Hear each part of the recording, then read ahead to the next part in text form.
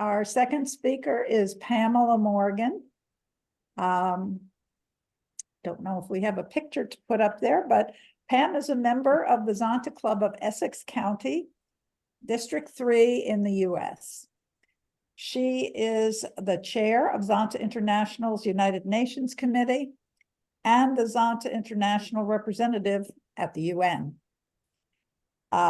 She leads a team of representatives in New York, Geneva, Vienna, Paris, and Bangkok. In her capacity as Zonta International representative to the UN, she also serves on the executive committee of NGO CSW New York and the NGO Committee on Migration. Pamela is also the co-chair of NGO CSW New York's 68th Forum. And today, Pam will present a personal account of her role as co-convener of NGO CSW 68 and how it fits in with CSW. So again, I hope you have put some more questions in the chat, but do that again during this presentation and we will get to all of them at the end. So at this point, I turn it over to you, Pam. Thank you, Bobby and Carol, for inviting me. And may I please share my screen? Yep. And thanks to Joan for that comprehensive overview. And it's interesting that the president of Kenya is following Nobel Peace Prize winner Wangari Maathai's process of planting trees. You know how important. She started that decades ago. So it's good to see that it's still alive. She's one of my personal sheroes. Okay. So CSW is something I've sort of sleep with now. It's interesting how our lives change. So NGO CSW New York is the convener of the NGOs in New York and around the globe, focused on CSW. So what I plan to do today is give an overview of CSW 68, and then I'd like to have a discussion. I'd like for you to pose questions, and I don't know if Carol would prefer for them to be put in the chat or if you want people to raise their hand. I'm comfortable with either. Okay, whatever you're comfortable with, Pamela, we're happy to accommodate. Okay, thank you. So CSW 68 is going to take place from March 10th to the 22nd, 2024 in New York. And as you probably know, there are two aspects to CSW. But we're going to start with the formal CSW 68 Bureau. And these are the people who are directly responsible for negotiating the terms of the agreed conclusions and then in the actual acceptance of the agreed conclusions. It's up to us as civil society to hold member states' feet to the fire as far as implementation. So we'll talk about that later. But the chair of the CSW Bureau is from Philippines, and it's very interesting. He is very well regarded. We've been able to meet with him a few times now. He's very well regarded, and people really do defer to him, and he seems as though he wants to be fair and just. We'll see what the agreed conclusions look like in order for us to really determine how far he's able to go. As some of you may realize, this is probably one of the most divided times in history, in recent history, as far as the political divisions.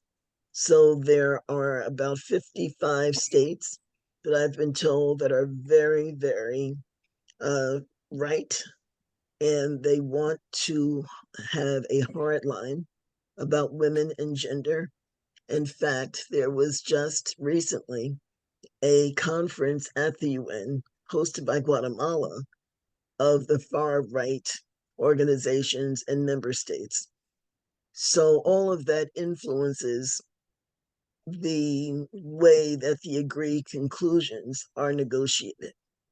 So we have the chair from the Philippines, and then the vice chair, Ambassador Squef from Argentina, Maris Berbergs, who is the vice chair from Latvia, Ambassador Brandt from Netherlands, and she is actually going to be the chief negotiator for the agreed conclusions. And then we have the representative from Cabo Verde, who is also a vice chair. So you see, we have the African states, Western European, Eastern European, Latin America, Caribbean, and the Philippines represented in the Bureau.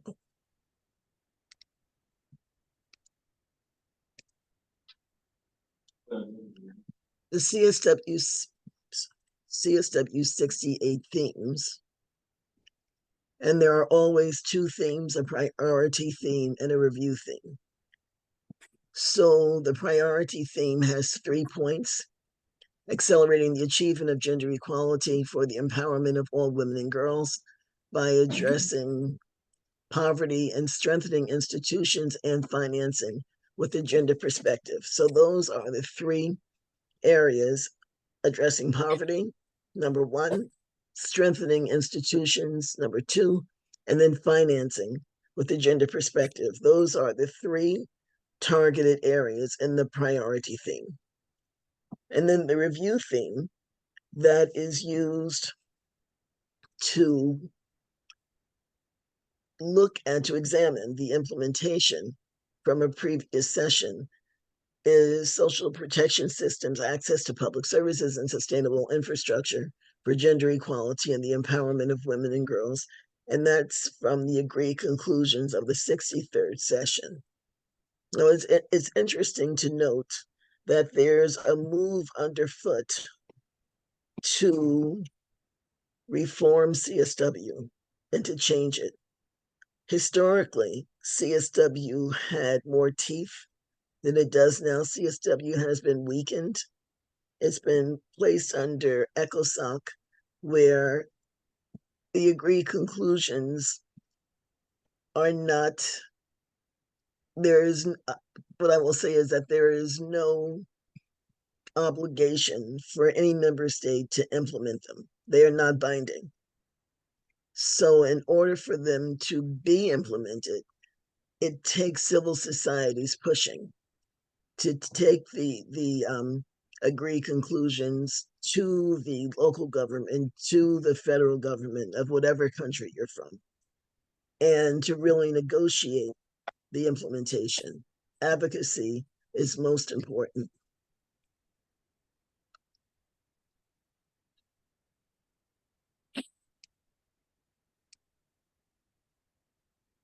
Zonta International, before I move there, I just want you to know that with CSW 68 on UN Women's website, and I have the website right at the top, there is something called expert papers. And the expert papers are what are commissioned prior to the negotiations in order for the Bureau and the 45 member states to understand what experts in the field of those 3 important content areas, how they feel about the theme. And one of the experts actually has a paper on gender responsive climate finance. And I'm going to give this PowerPoint to Carol so that you can access this information yourself.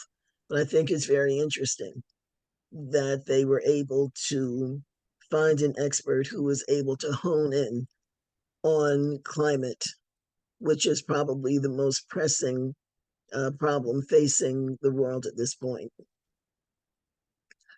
Zonta International statement to the Commission on the Status of Women looked at Zonta International's three key goals. And we know that number one was education, number two, expanding access to information and communications technology, and our third one was on climate change. So Zonta International had 4 key points that they made to the Bureau in their statement. And these are important for members of the think tank to understand, because when you are advocating for what you feel should be in the zero draft, if you're talking to your elected officials, these are 4 points that you need to be able to bring home to them. Taking into account human rights, gender equality, and the empowerment of women and girls in your action plans, and the action plans on climate are particularly important. And then upholding the Paris Agreement and making sure that the most marginalized groups, and who's more marginalized than women and girls. So that's the second point. And then ensuring that climate adaptation and mitigation plans address the unique needs of women and the barriers to women's full participation. And then the last one, recognizing the importance of women as decision makers. We know that's important whether we're talking about climate or peace and security or any other area. Women's leadership needs to be acknowledged.